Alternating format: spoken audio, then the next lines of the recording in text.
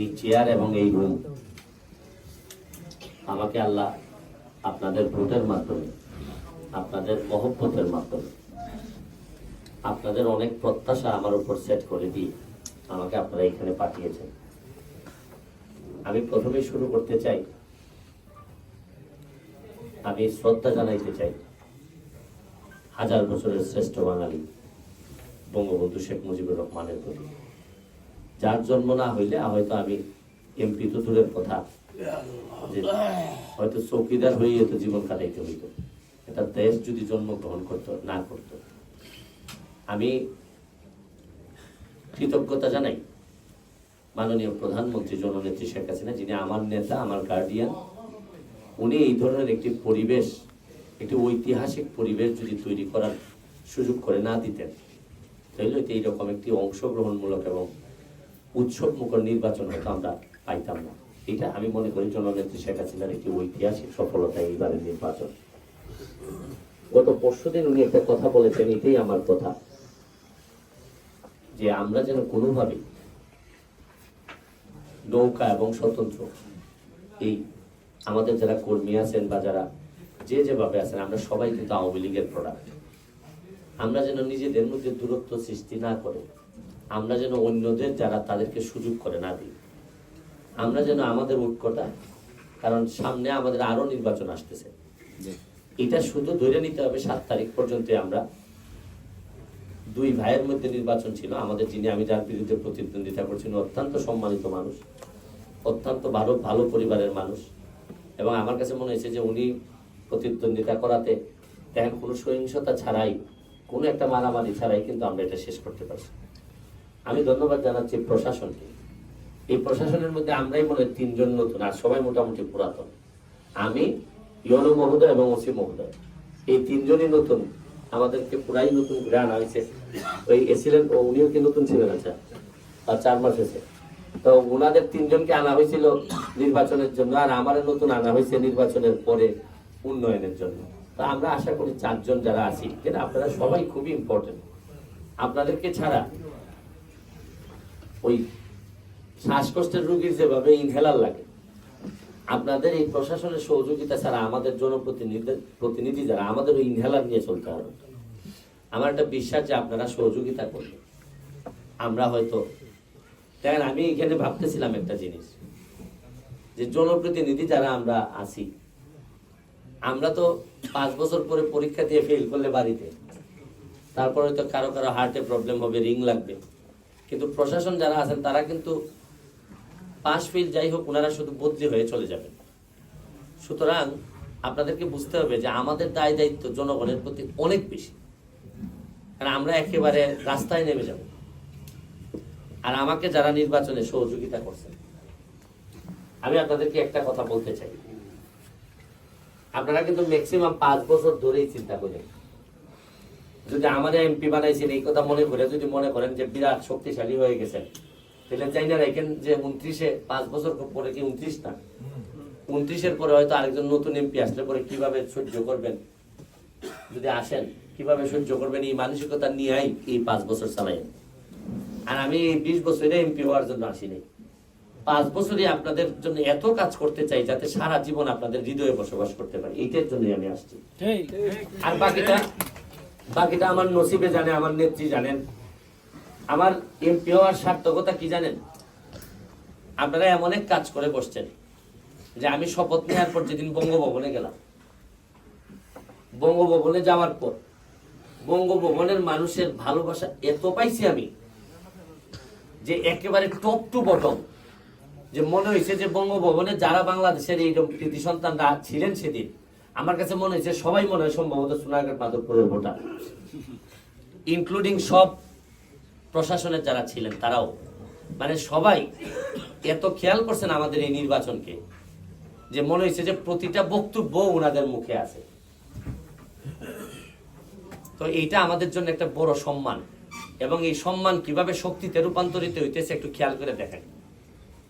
আমরা হাত দিলাম, আমি বলছিলাম যে শপথ করে এসে প্রথমে আমি ময়লা পরিষ্কার দিয়ে শুরু করতে চাই, খোয়াই নদী, পুরাতন খোয়াই নদী। আমি আসার আগে আমার যারা স্বেচ্ছাশ্রম দিয়ে আমার পাশ করাইছে, যারা তারাই নেমে গেল আমি আসার আগেই পরিষ্কার করাতে। তো যতটা না ময়লা ভাবছিলাম তার চেয়ে বেশি ময়লা গিয়ে দেখা গেল এটার ভিতরে আছে। এই খবর পেয়ে বাংলাদেশের যে সবচেয়ে বড় যে বিডি ক্লিন, যারা সবচেয়ে বড় ময়লা পরিষ্কারের যে সংস্থা বাংলাদেশে, তারা আগামীকালকে অলরেডি এদের 12 জন চলে আসছে।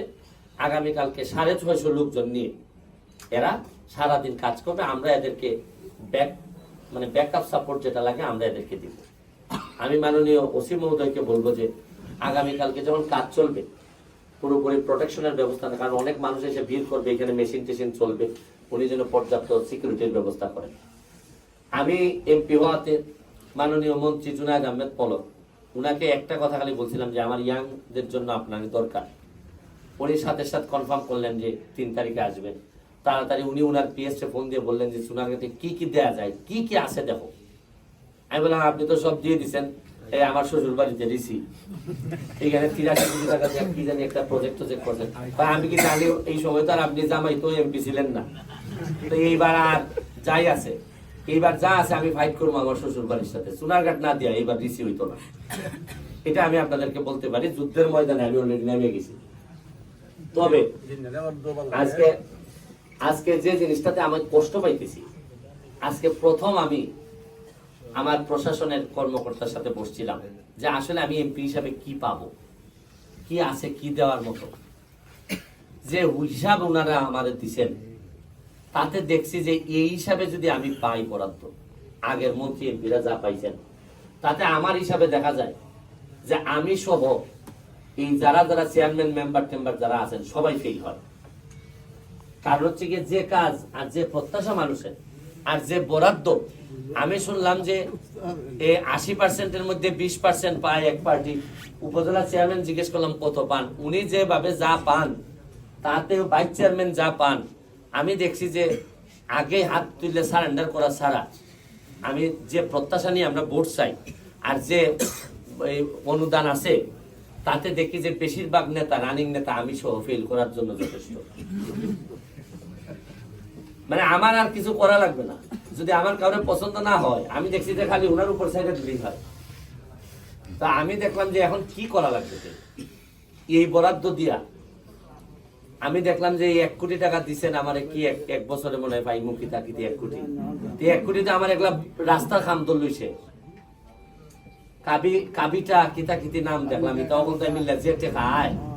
আর 77 লাখ 74 লাখ লাগে একটা গাইডের কি গার্ডার ব্রিজ। তখন আমি দেখলাম যে এইভাবে হইলে সব ফেল। কারণ মানুষের প্রত্যাশা যে পরিমাণ দারিদ্রতা, আমাদের যে পরিমাণ সমস্যার সমাধান করা যাবে না। এই জন্য আমি 2টা জিনিস সিদ্ধান্ত নিছি যে আলটিমেটলি এমপি হওয়ার আগে যেভাবে আমি ব্যারিস্টার হয়ে যেভাবে 49টা ব্রিজ বানাইছিলাম, আমার ওই ব্যারিস্টারের টাকা ইনকাম আরো বাড়বে এখন।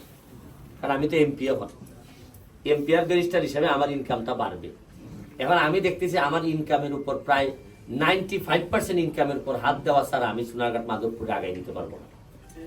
আমি সিদ্ধান্ত নিয়েছি যে আরো 50টা ব্রিজ আমি আমার নিজের টাকা দিয়ে করবো এবং যৌথভাবে চলতে থাকবে সরকার এবং ব্যারিস্টার সুমনের ইনকাম। আমার নিজের ইনকাম বলে, নিজের সম্পদ বলে আর কিছু থাকবে না। আমি যতদিন এমপি থাকবো, প্রথম কথা আমার কোনো সম্পদ হবে না।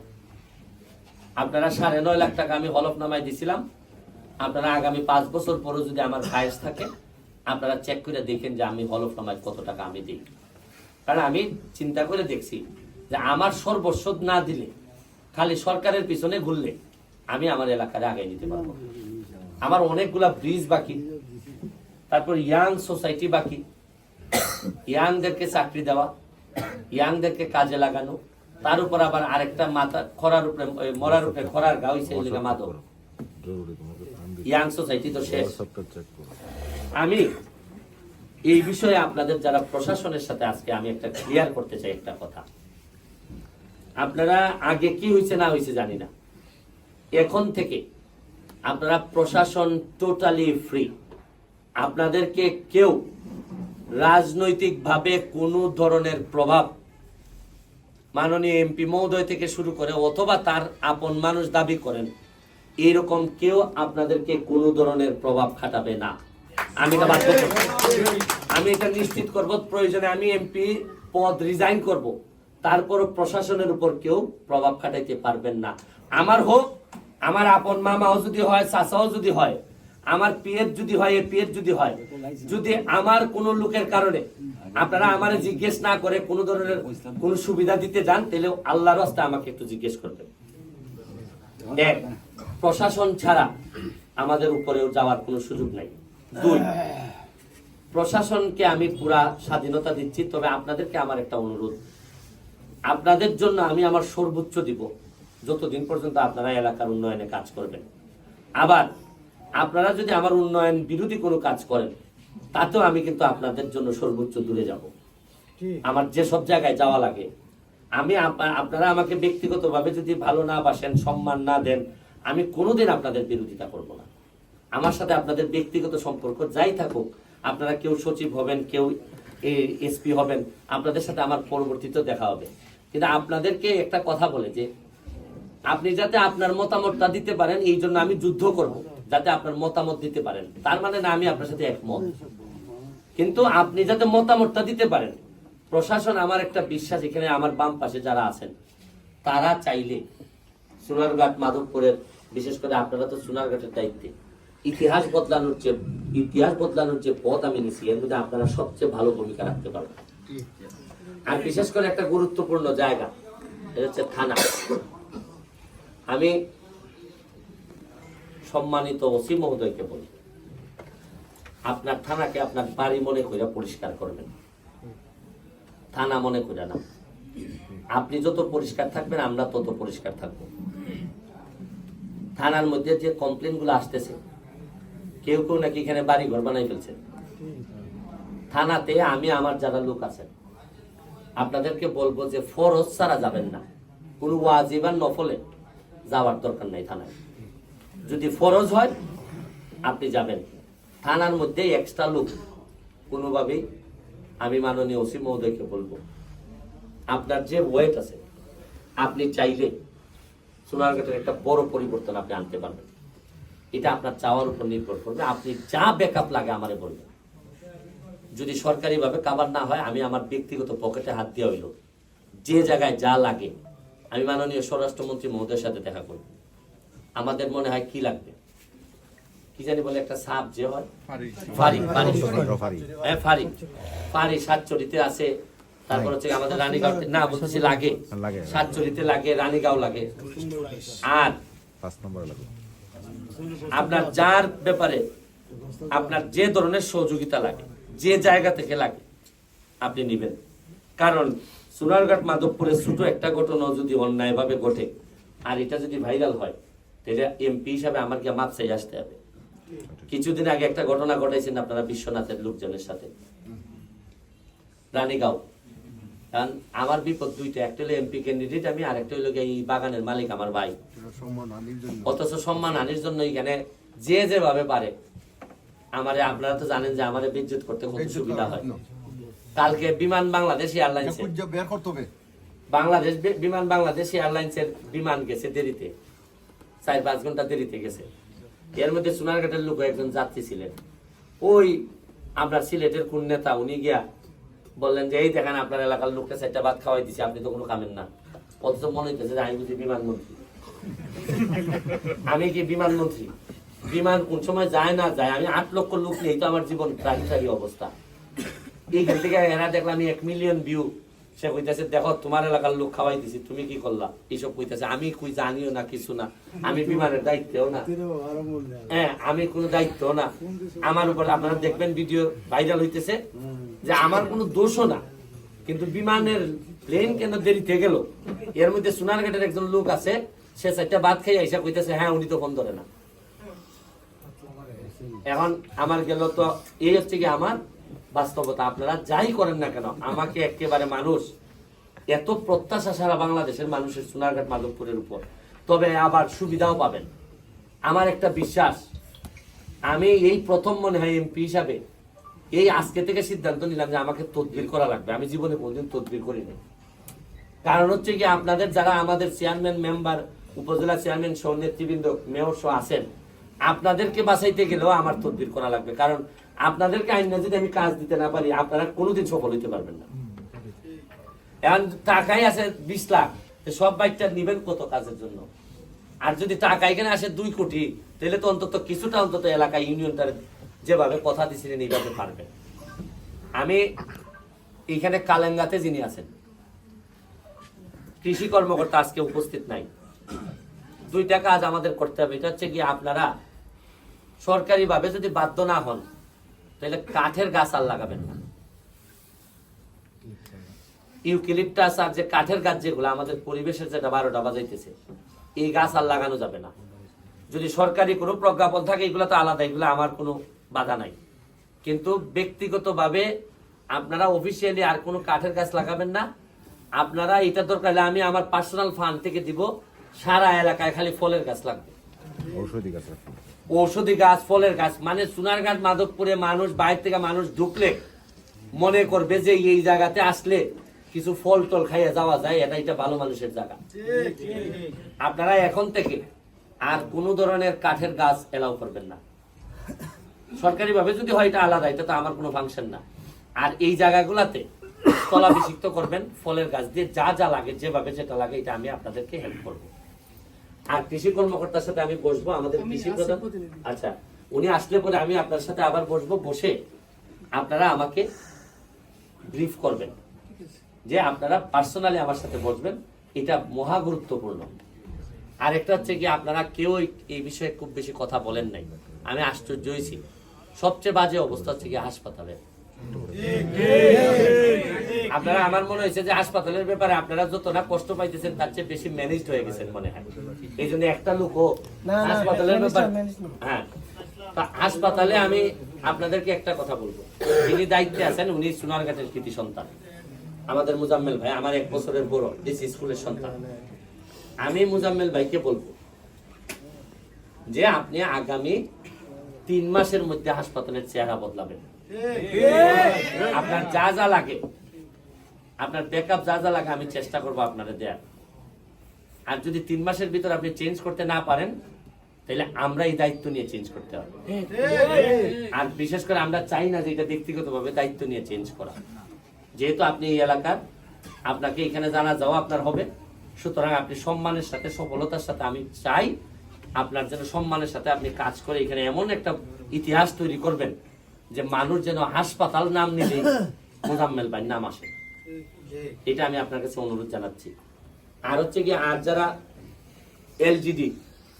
এলজিডির কে জানি আছেন বলছিলেন, ও আপনি আছেন, যত দ্রুত সম্ভব সোনারঘাটের সকল রাস্তার গর্ত ভরাট করা লাগবে। এখানেও যদি গর্ত ভরাট, বুঝছেন তো, আমি আপনাদের এই এত ইংলিশ বুঝবো না যে কি কি ইংলিশ দিয়ে বলেন।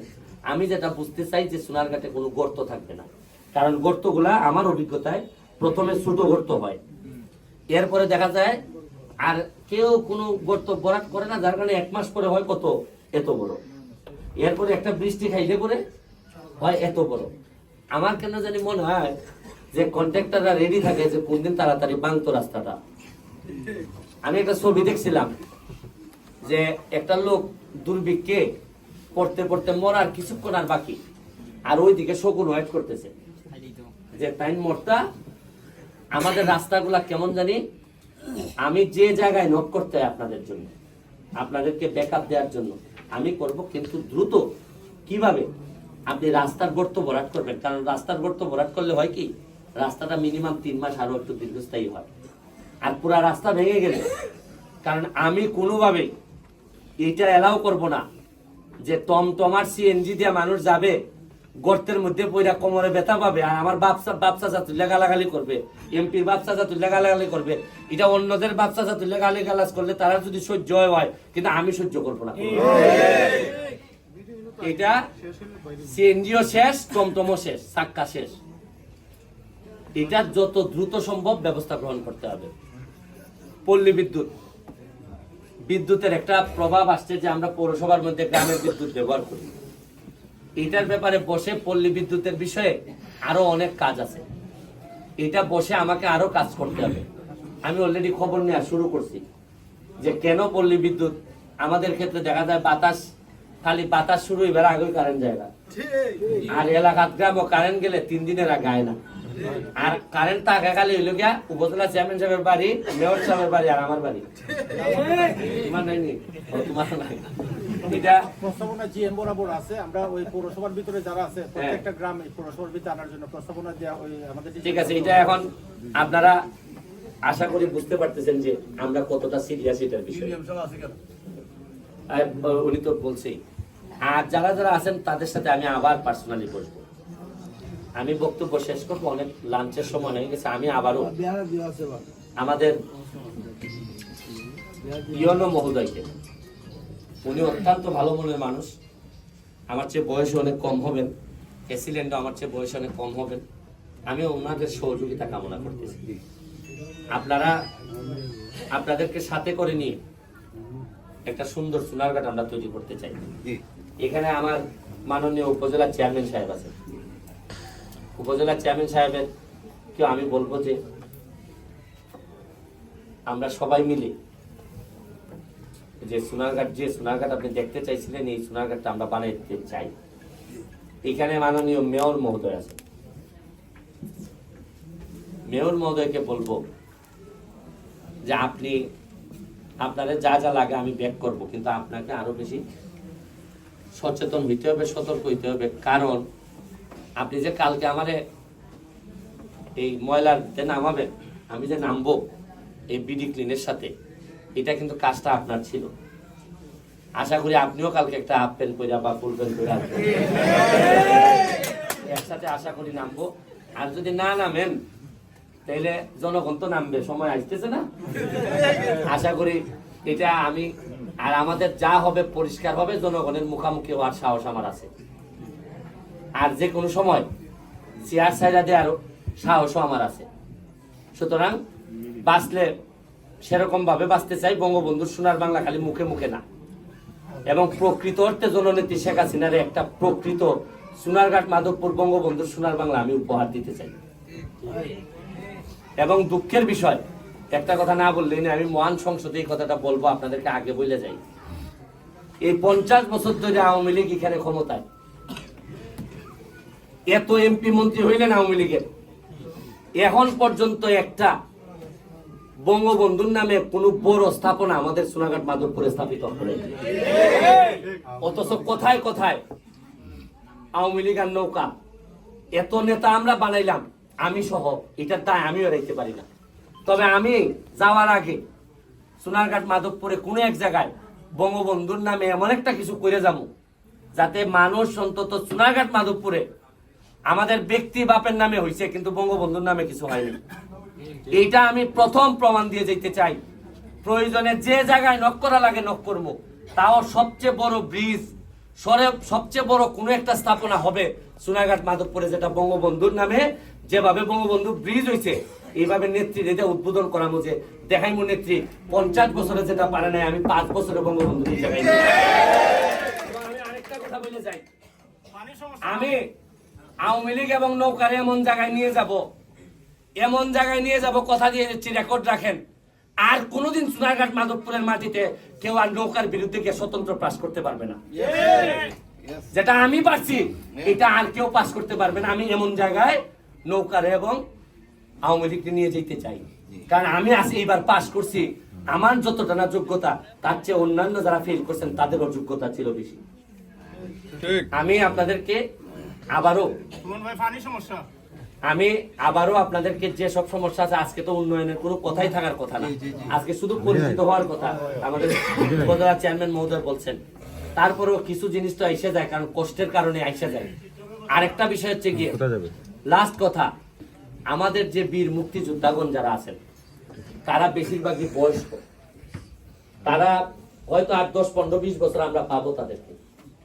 আমি থাকাকালীন সময়ে উনি একজন আমাকে আমার চাচা বলছেন যে একটা নাম ফলক করার জন্য, শুধু নাম ফলক না, প্রকৃত অর্থে সম্মান জানানোর জন্য যা যা করলে একজন মুক্তিযোদ্ধা বারবার ফিল করবেন সোনারঘাট মাধবপুরে, যে আমি দেশের জন্য স্বাধীন করার কারণে আমি সম্মানিত, এটা ফিল করার জন্য যা যা করা লাগে, খালি নাম ফলকই হবে না। আপনি নাম ফলক দিবেন আর মানুষকে কষ্ট দিবেন, মুক্তিযোদ্ধাদেরকে সেই রকম সম্মান দিবেন না, মুক্তিযোদ্ধারা সেই রকম ভিআইপি ট্রিটমেন্ট পাবেন না। আপনাদেরকে সচেতন হইতে হবে আপনাদের কর্মকাণ্ডের বিষয়ে। আমরা আমাদের পক্ষ থেকে, আমি একজন মেম্বার অফ পার্লামেন্ট হিসাবে আমার যদি কাউরে সম্মান দিতে হয়, তাহলে প্রথম এবং প্রধান সম্মান কিন্তু মাননীয় বীর মুক্তিযোদ্ধারা পাবেন, এটা আপনারা নিশ্চিত থাকতে পারেন। এটা আপনারা বললেও পাবেন, না বললেও আমি আপনাদের জন্য এটা নিশ্চিত করবো। পরিশেষে আপনাদেরকে আবারও আমরা বসতে দিতে পারি নাই, প্রশাসনিক হেড হিসাবে এটা আমার ব্যর্থতা। আমি বুঝি নাই যে আপনারা এত মানুষ এইভাবে একসাথে আসবেন। আমি আপনাদের কাছে আল্লাহর হস্তে ক্ষমা চেয়ে নিচ্ছি।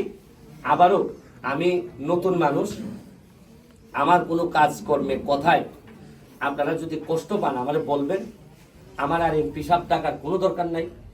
আমি দেখেন মাননীয় ইউনো মহোদয় আমার চেয়ারের কথা বলছেন, ফুলের কথা বলছেন, আমি বলছি কোনো চেয়ার থাকবে না, কোনো ফুল থাকবে না।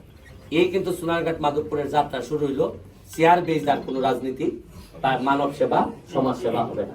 দেখেন তো কত সুন্দর চেয়ারে আমরা বসছি, কত ভালো লাগতেছে, সবাই একরকম মনে হইতেছে। আর আমারে যদি এরকম একটা চেয়ার দিতেন, এটা হয় হ্যাঁ। আমি আপনাদেরকে আবারও ধন্যবাদ জানিয়ে কাজ করবেন আর হচ্ছে গিয়ে কাজের বিনিময়ে, আগে ছিল কাজের বিনিময়ে খাদ্য কর্মসূচি, এইবার হবে কাজের বিনিময়ে রিকগনাইজ করব। আমরা প্রশাসনকেও রিকগনাইজ করব এবং আমার বিশ্বাস প্রশাসন এখান থেকে সবচেয়ে বেশি সম্মানের অংশীদার হবেন। আপনারা এখান থেকে যখন যাবেন তখন আমরা দেখবেন কি পরিমাণ সম্মান আপনাদেরকে দিয়ে দিই, এবং আমরা এখানে লাইভ করে বলবো যে প্রশাসন আজকে যে কাজ আপনারা করে গেছেন, আপনাদেরকে যেন সচিবালয় যেন যথার্থ সম্মানের ব্যবস্থা করেন। এই রিকগনিশন খালি সার্টিফিকেটে থাকে না। আমার একটা বিশ্বাস সোনারঘাটের যে মিডিয়া নামছে, এই মিডিয়া এখান থেকে এখন বড় বড় নেতা এবং প্রশাসনিক কর্মকর্তার জন্ম দিবে। এই বলে আজকের মতো বিদায় নিচ্ছি। জয় বাংলা, জয় বঙ্গবন্ধু।